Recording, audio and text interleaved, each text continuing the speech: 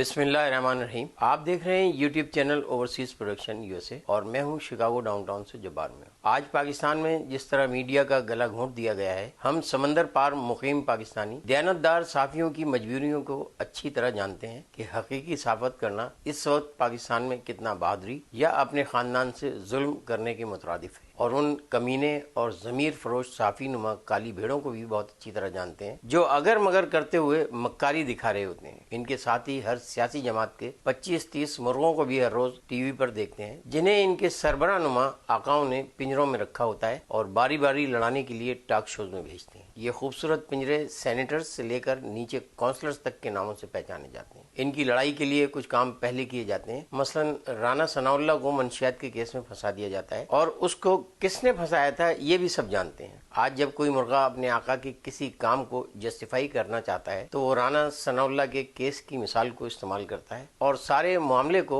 ऐसे गड़मट कर देता है जैसे साफ पानी में आधा गिलास गंदा पानी मिला दे। और यहाँ बैठा कोई मक्कार एंकर जो सब कुछ जानता है, एक्टिंग करके अपनी हराम रोजी को कमा लेता है। अमेरिका में जब हम किसी को ये बताते हैं कि हम या हमारा बच्चा मिलिट्री पर्सनल है तो सबसे पहले वो खुशी का इजहार करता है और इस बात पर शुक्र अदा करता है कि आप हमारे मुहाफिज हैं। इसी तरह पाकिस्तान में हमारे फौजी भाई हमारे मुहाफिज होते हैं और हम इन्हें कद्र की निगाह से देखते हैं, बिल्कुल ऐसे ही जैसे पूरी दुनिया में वतन के मुहाफिजों को दुनिया इज्जत देती है। अगर आप पाकिस्तान की तारीख पर नजर डालें तो आसानी से बगैर किसी बहस के आपको ये बात समझ में आ जाएगी कि अगर फौज न होती तो आज पाकिस्तान के बहुत से इलाके इंडिया का हिस्सा बन चुके होते। और दूसरी तरफ आप सियासी जमातों पर नजर डालें तो आपको आसानी से ये बात भी समझ में आ जाएगी कि सियासी जमातें न होती तो करप्शन भी ना होती और ना ही हम पाकिस्तानी आज इस बुरी हालत में होते। अगरचे कि अल्हम्दुलिल्लाह हम तो अमेरिका के शुक्रगुजार हैं कि इस जहन्नुम से दूर हैं, बस अपने भाइयों के लिए दुखी होते हैं, वरना हमारा पाकिस्तान से क्या लेना देना।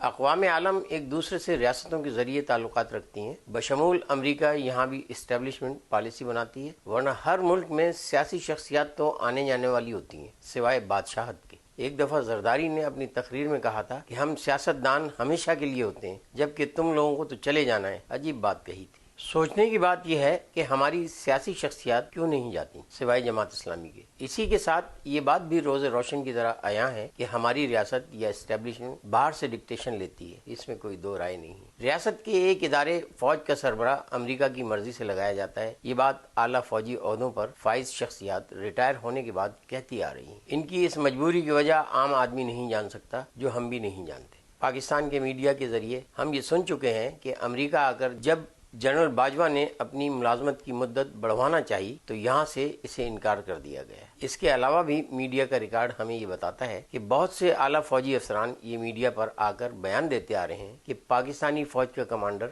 अमेरिका की मंजूर से बनता है। हत्ता कि मोइन कुरैशी एक ऐसा चिड़िया का बच्चा था जिसे इसके रिश्तेदार भी नहीं जानते थे, मगर वो पाकिस्तान जो कि न्यूक्लियर पावर है इसका वजीर आजम बना और बस ड्राइवर की तरह स्टीयरिंग पर बिठा दिया गया था। आज पाकिस्तान के अच्छे और बुरे सहाफ़ियों के तज्ज़िये और तबसरे सुनकर हैरानी होती है कि आप ख्वातीन व हज़रात ये क्यों नहीं समझते कि पाकिस्तान का पूरा सिस्टम सुपर पावर का ज़र खरीद है और इसका हर इदारा इतना करप्ट किया जा चुका है कि इनमें मौजूद करप्ट अनासिर ठीक हो ही नहीं सकते। इसका वाहिद हल इन्हें निकाल कर इदारों से बाहर फेंकना है और ये काम अब पाकिस्तान में नहीं हो सकता, क्योंकि इसके लिए नया कानून बनाना जरूरी है जो कोई हुकूमत उस वक्त तक नहीं बना सकती जब तक कि कौमी असम्बली में उसे 2/3 अक्सरियत हासिल न हो। इसका इंतजाम 3 साल की सख्त मेहनत के बाद एक पाकिस्तानी नजाद अमरीकी ने सख्त मेहनत और साजिश से कर दिया है। आने वाले इलेक्शन में आसानी से नवाज हार भी जाए तो 2/3 अक्सरियत से इमरान को दूर रखना है और अगर इस लूली लंगड़ी हुकूमत को इमरान गले का हार बना भी ले तो नवाज शरीफ अब कम से कम पब्लिक मुकामात पर जाने के काबिल तो बना ही दिया गया है। इधर बकिया कोनों से भी यानी कोयटा और कराची से भी तमाशा तो लग ही जाएगा। इमरान के सामने बंद बांधा जा चुका है और इन सब के बाद खुद इमरान मियाँ तो खुद तहम परस्ती में किसी से पीछे नहीं है। इनका बाकी काम खुदाई ठेकेदार निपटा देंगे। इस प्रोग्राम के बाद बहुत से दोस्तों के फोन आना शुरू हो जाएंगे कि यार मायूसी ना फैलाओ, हम अल्लाह की ज़ात से मायूस नहीं है। और मेरा फिर यही पेशगी जवाब होगा उनके लिए, मेरे पास न तो खिज़र अलैहिस्सलाम की उम्र है और न ही सब्र अय्यूब। सोने पे सुहागा कि मैं इस दुनिया को दारुल इम्तिहान समझता हूँ तो मुमतहिन क्यों पर्चा हल कराएगा आगे। एक और खतरनाक कार्रवाई जो डाली जा चुकी कि शाह महमूद कुरैशी को जेल की सौवत नुमा किसी खेल के हिस्से की तरह, अगर इमरान न हो तो शाह साहब जी تو شاہ صاحب تو وہاں موجود ہیں، اور شاہ صاحب کس کے آدمی ہیں؟ ادھر اللہ تعالیٰ رحم کرے کہ میاں صاحب کسی کی قربانی نہ دے دیں کہ یہ بھی کھیل کا حصہ ہے۔ ابھی کل ہی کی بات تو ہے، بیچاری ماری گئی ہے، یہی کچھ پرویز مشرف بتا رہا تھا۔ میاں صاحب کو کسی کی قربانی دینے میں کوئی دیر نہیں لگے گی، چونکہ اس کھیل میں یعنی سیاست میں کوئی کسی کا رشتہ دار نہیں ہوتا، اور خاقان عباسی،